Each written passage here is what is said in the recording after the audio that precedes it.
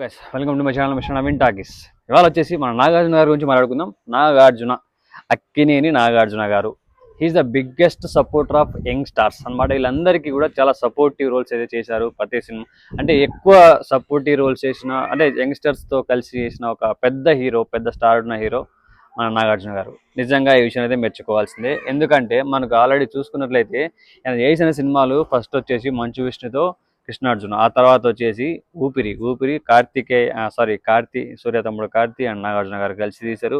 మన యాక్చువల్గా సినిమా కూడా బాగా మంచి బ్లాక్ బస్టర్, చాలా చాలా కనెక్టివిటీ ఉంటుంది, సూపర్ హిట్ సినిమా. అలాగే ఆ తర్వాత నిర్మలా కాన్వెంట్ శ్రీకాంత్ గారి కొడుకు సినిమాలో చేశాడు ఒక క్యారెక్టర్. అలాగే తర్వాత వచ్చేసి దేవదాస్ విత్ నానితో, ఆ తర్వాత ఇంకోటి వాళ్ళ కొడుకు నాగ చైతన్యతో బంగారాజు సినిమా చేశాడు. ఇప్పుడు వచ్చేసి కుబేరా విత్ ధనుష్. సో ఈ విధంగా చూసుకుంటే is the biggest support of young stars కదా నిజంగానే.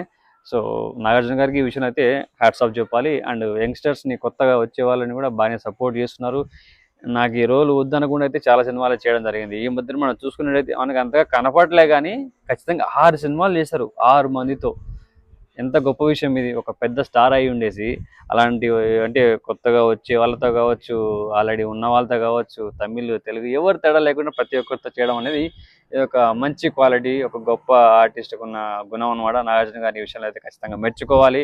నాకైతే నిజంగా ఇవన్నీ చూసిన తర్వాత యాక్చువల్గా నాకు ముందు ఇవన్నీ చేశాడని తెలుసు కానీ ఇప్పుడు అబ్జర్వ్ చేసుకుంటే ఇవన్నీ గుర్తు చేసుకుంటే తెలుస్తుంది. ఇలా ఎవరు చేయాలని ఒప్పుకోరు కదా సడన్గా. ఒక స్టార్ హీరో అయి ఉండి, ఒక main pillar of Telugu industry అయ్యి ఉండి, టాప్ 4 పిల్లర్స్లో ఒకరు అయ్యి ఉండి ఇలాంటి సపోర్టివ్ రోల్స్ చేయడం అనేది నిజంగా గొప్ప విషయం అని చెప్పాలి. సో నాగార్జున గారికి థ్యాంక్ యూ చెప్పేసుకోవాలి ఈ విషయంలో అయితే మాత్రం.